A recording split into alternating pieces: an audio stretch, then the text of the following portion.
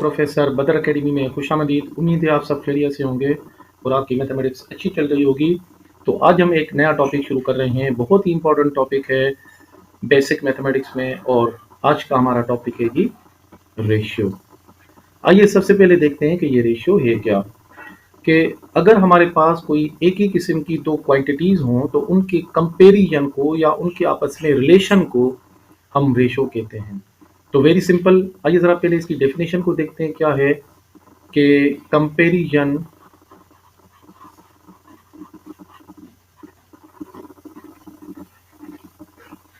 Of two things of the same kind. एक ही किस्म की दो चीज़ों के कंपेरिजन को या उनके आपस में रिलेशन को हम रेशियो कहते हैं। रेशियो जो है वो एक बाइनरी ऑपरेशन होता है।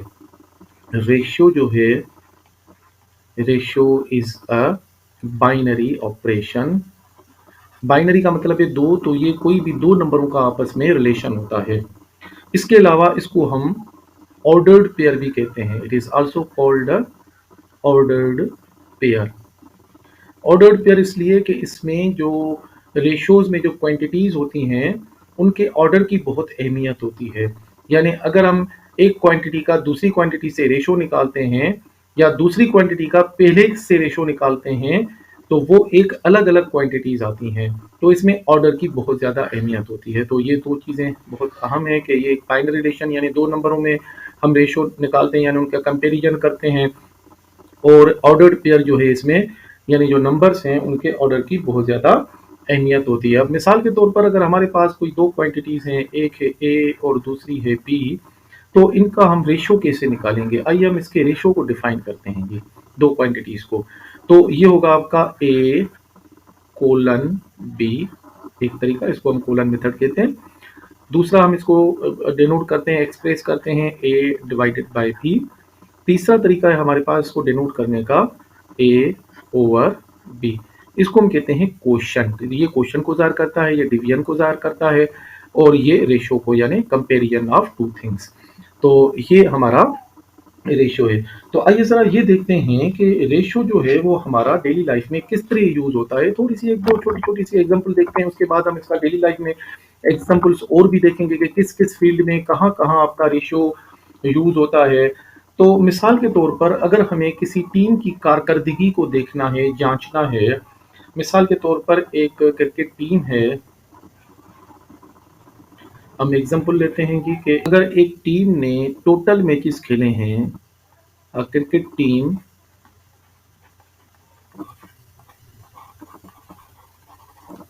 played 162 matches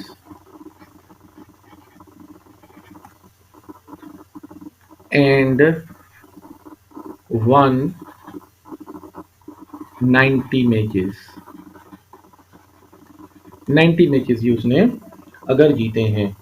तो अगर हम यहाँ पे उनकी कारकर्दगी देखना चाहें क्रिकेट टीम की, तो हम इनके जो जीती हुई गेम है और जो टोटल गेम है उनका आपस में रेशो निकालेंगे।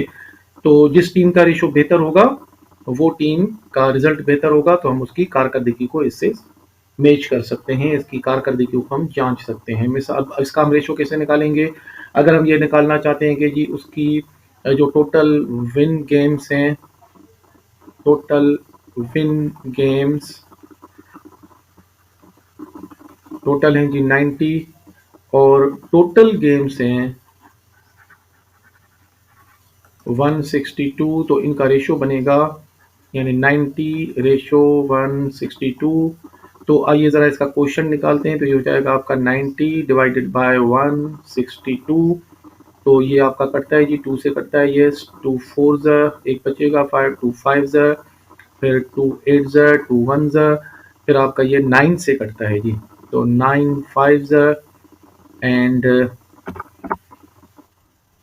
9 9 ज़ा 81। तो हमारे पास जो सिंप्लीफाइड फॉर्म में रेशो बचा दैट इज 5/9। अब देखें ये जो क्वांटिटी हमारे पास आई है इसी को तो हम रेशो कहते हैं। अच्छा, अब ये हमें क्या बताता है, देखें ज़रा। इसका मतलब है कि इस टीम ने 9 गेम में से 5 गेम जीते हैं। हर 9 गेम में से 5 गेम इसने जीते हैं, तो ये इसका रेशो हुआ। अब अगर हम किसी और टीम का इसी तरह रेशो निकालें तो हम टीम्स की कारकर्दगी को जांच सकते हैं रेशो की मदद से। तो रेशो बहुत ही इंपॉर्टेंट होता है किसी भी टीम की कारकर्दगी को जानने के लिए। इसके अलावा आइए जरा एक और एग्जांपल से समझते हैं कि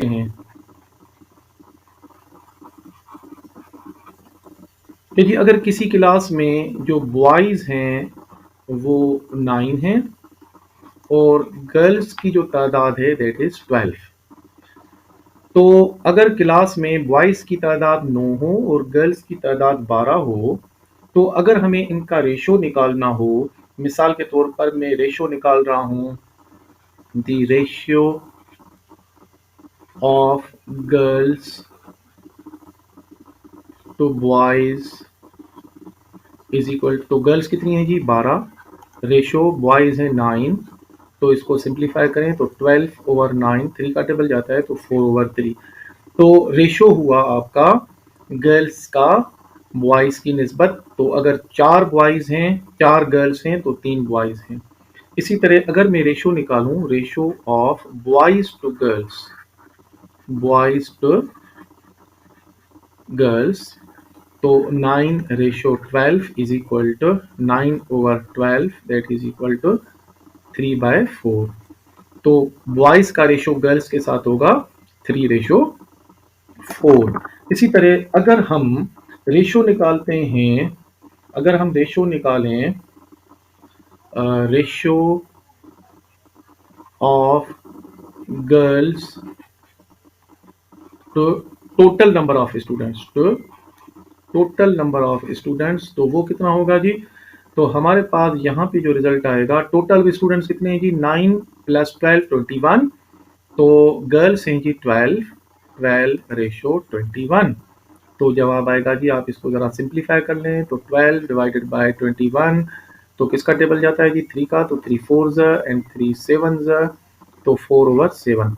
तो जी ये रेशियो हमें क्या बता रहा है जी? आइए जरा इसको इंटरप्रेट करते हैं कि हम ये कहेंगे कि हर 7 में से, हर 7 स्टूडेंट्स में से 4 गर्ल्स हैं, हर 7 स्टूडेंट्स में से 4 गर्ल्स हैं। इसी तरह अगर हम रेशियो निकालें boys to the total, total students का अगर हम रेशियो बॉयज का टोटल स्टूडेंट्स का निकालें तो क्या होगा जी? 9/21। तो 9/21, 3 का टेबल जाता है, 3 3s, हमारे पास जवाब आया 3/7। तो हम क्या कहेंगे इसको, इसको इंटरप्रेट कैसे करेंगे? हम कहेंगे कि हर 7 में से 3 बॉयज हैं, हर 7 में से 3 बॉयज हैं। तो जी देखें रेशो कितना इंपॉर्टेंट है। और ये जो क्वांटिटीज़ हैं ये हमारी सिर्फ इस फील्ड में नहीं, हर जगह पे इस्तेमाल होती हैं। आइए ज़रा इसको थोड़ा सा और आगे समझते हैं। मिसाल के तौर पर अगर हमारे पास क्वांटिटीज़ जो हैं वो एक से ज़्यादा हों, एक से ज़्यादा हों, मिसाल के तौर पर मैं यहाँ पे एक फिगर बनाता हूँ जी,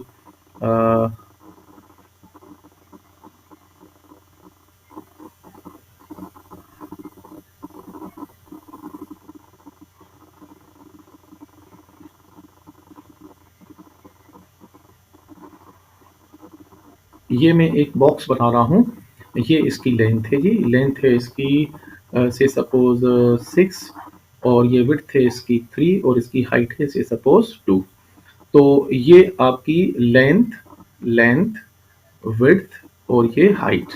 तो अगर हमारे पास 3 क्वांटिटीज़ हों और अगर हम 3 क्वांटिटीज़ का रेशो निकालें, तो मैं अगर रेशो निकालता हूँ जी length, ratio width, ratio height, तो मेरे पास क्या आ रहा है जी? इसकी लेंथ है जी 6, उसका रेशो है आपका यहाँ पे 3, और इसकी जो हाइट है दैट इज 2।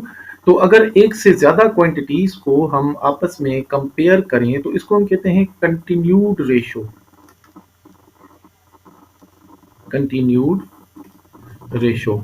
तो हमें बहुत सारी जगहों पे कंटिन्यूड रेशो से हमारा वास्ता पड़ता है। मिसाल के तौर पर अगर हम कोई ट्राइंगल जो है उसको डिस्कस कर रहे हैं, तो ट्राइंगल में टोटल आपकी 3 साइडें होती हैं। मिसाल के तौर पर ये मैं यहाँ पे एक ट्राइंगल बना रहा हूँ, ये आपका आ गया ट्राइंगल। तो इसमें अगर ये साइड हमारी है जी 2 और ये है 3 और ये साइड है हमारे पास 4, तो इनका जो आपस में रेशो होगा वो 2, 3 और 4 का होगा। तो ये एक से ज़्यादा जब हम क्वांटिटी, दो से ज़्यादा जब क्वांटिटीज़ को हम कंपेयर करेंगे तो इसको भी हम कहेंगे कंटिन्यूड रेशो।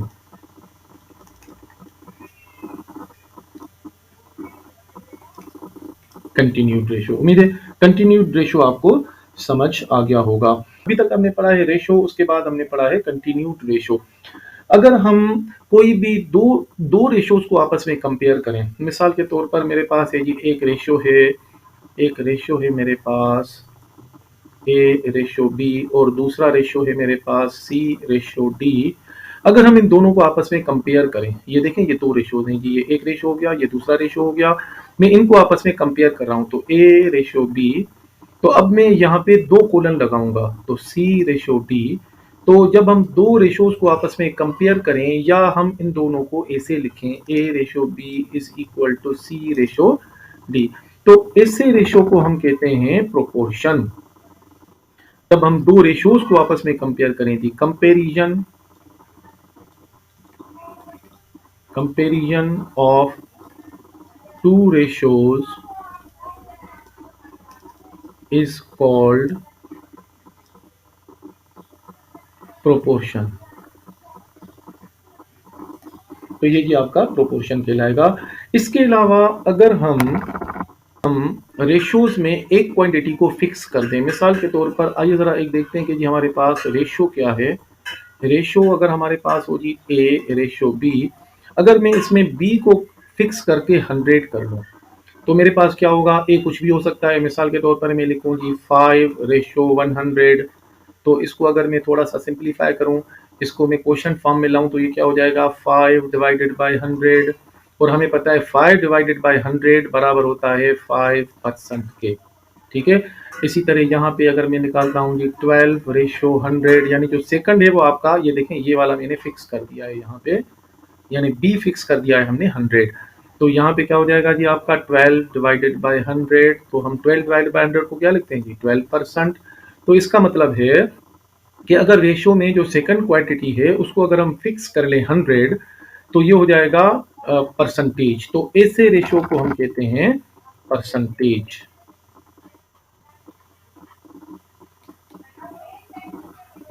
तो ये आपका परसेंटेज कहलाएगा, यानी आउट ऑफ 100। इसके अलावा अगर हम रेशोज में जो क्वांटिटीज हैं, ये हमारी जो क्वांटिटीज हैं, हमारे लिए शर्त रेशो में यह है कि दोनों क्वांटिटीज एक ही किस्म की हों, एक ही यूनिट में हों। लेकिन अगर क्वांटिटीज अलग अलग हों, मिसाल के तौर पर हमारे पास अगर रेशो इस तरह हो कि एक क्वांटिटी हो आपका 5 किलोमीटर और दूसरी क्वांटिटी हो टाइम, मिसाल के तौर पर हम लिखते हैं जी 1 आवर। देखें ये घंटे में है, ये क्वांटिटी अलग है, ये क्वांटिटी अलग है, दोनों चीज़ें ही अलग हैं।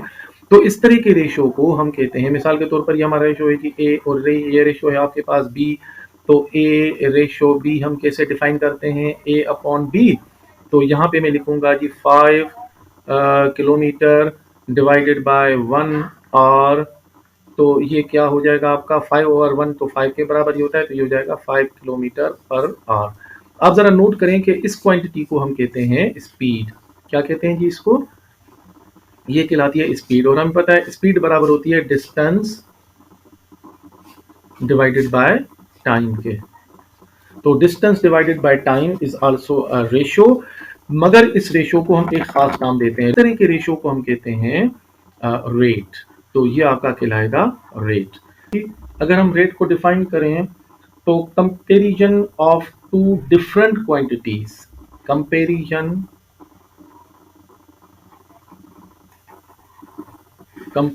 Of two different quantities is called rate. तो रेट क्या हुआ जी, मिसाल के तौर पर हमारे पास होता है जी स्पीड बराबर होती है distance divided by time.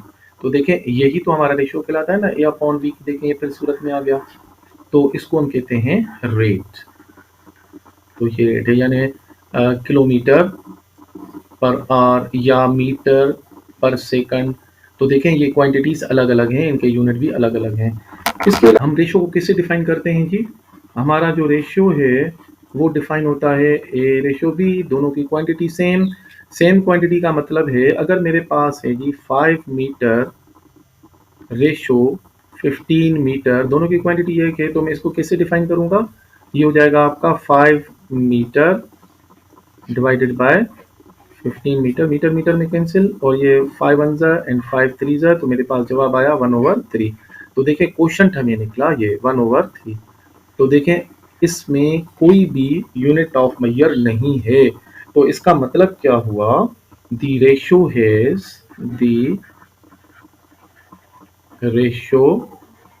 Has no unit of measure. तो जी आइए इसके बाद हम थोड़ा सा ये भी देख लेते हैं कि जो रेशोज़ हैं वो हमारे डेली लाइफ में कहाँ-कहाँ यूज़ होते हैं। तो मेरे ख्याल में अब रेशो का कॉन्सेप्ट आपका अच्छी तरह क्लियर हो चुका होगा। The comparison of two things of the same kind is called a ratio, और जो रेशो है ये एक मैथमेटिकल कॉन्सेप्ट है। तो आइए ज़रा हम रेशो को थोड़ा-सा देख लेते हैं, इसकी क्या-क्या ख़ुसूसियात हैं और ये कहाँ-कहाँ यूज़ होता है। तो रेशो को हम कहते हैं it's a mathematical concept that compares two or more quantities in relation to each other. उसके बाद हम इसको जो डेली लाइफ में यूज़ करते हैं वो आपका यूज़ होता है जो हर घर की ज़रूरत होती है, हर शख्स की ज़रूरत होती है, कुकिंग। तो कुकिंग में अगर हमें कोई रेसिपी बनानी हो तो उस रेसिपी में जो हम इंग्रेडिएंट्स शामिल करते हैं वो एक ख़ास रेशो के साथ होते हैं। तो अगर हम वो रेशोज़ फ़ॉलो करेंगे तो आपकी रेसिपी अच्छी और टेस्टी बनेगी, और अगर हम इसको फ़ॉलो नहीं करते रेशोज़ को, तो ज़ाहिर है वो एक अच्छी रेसिपी तैयार नहीं होगी। तो इसमें जितने भी आपके इंग्रेडिएंट्स होते हैं, तो वो आपके किसी ख़ास रेशो के साथ शामिल होते हैं। उसके बाद ये कि हमारे पास अगर हम कोई बिल्डिंग बना रहे हैं, यानी कंस्ट्रक्शन में, तो कंस्ट्रक्शन में हमारा हमारा रेशो का बहुत ज़्यादा यूज़ होता है। मिसाल के तौर पर जब हम कोई मटीरियल तैयार करते हैं तो उसमें जो आपकी हिल सैंड है और आपका जो सीमेंट है, इसका एक ख़ास रेशो यूज़ होता है। अगर हम वो उसमें फ़ॉलो करते हैं तो आपकी बिल्डिंग एक अच्छी बनेगी, वरना आपकी बिल्डिंग में कुछ नक़ाइस रह जाएँगे। इसके अलावा आपका रेशो का यूज़ है जी, बहुत ज़्यादा आपका यूज़ है इसका फाइनेंस में। फाइनेंस में रेशोज़ जो है वो कॉमनली यूज़ होते हैं कि हम किसी भी बिज़नेस में अपनी परफ़ॉर्मेंस देख सकें। मिसाल के तौर पर कि जी हमारी टोटल सेल कितनी हुई है, हमारी कॉस्ट कितनी थी और हमें प्रॉफ़िट कितना हुआ है। ये सारा का सारा सब कुछ रे जो यू यानी जो कैलकुलेट होता है, वो सारा रेशो की मदद से कैलकुलेट होता है। तो इसके अलावा आपका इसका यूज़ होता है कि आपका स्पोर्ट्स में, और स्पोर्ट्स का तो हमने शुरू में ही एक एग्जांपल देखा था कि ratios are often used in sports to measure performances. तो हम किसी भी खिलाड़ी की या किसी भी टीम की जो परफॉर्मेंस है वो हम रेशो की मदद से जांचते हैं। इसके अलावा आपकी गार्डनिंग में, अगर हम कोई गार्डनिंग कर रहे हैं, हम जी गार्डनिंग करते हैं तो उसमें क्या होता है कि हम जो एक उसकी ज़मीन तैयार करते हैं, उसमें जो कंपोनेंट्स होते हैं वो एक होता है उसमें sand, clay and organic matter. तो हम जो इसकी कंपोज़िशन बनाते हैं, अगर ये कंपोज़िशन हमने ख़ास रेशो के साथ बनाई तो ये हमें यकीन होता है कि हमारी जो प्लांटेशन होगी वहाँ उनकी ग्रोथ हेल्दी होगी और हमें उसका जो है वो अच्छा फ़ायदा होगा।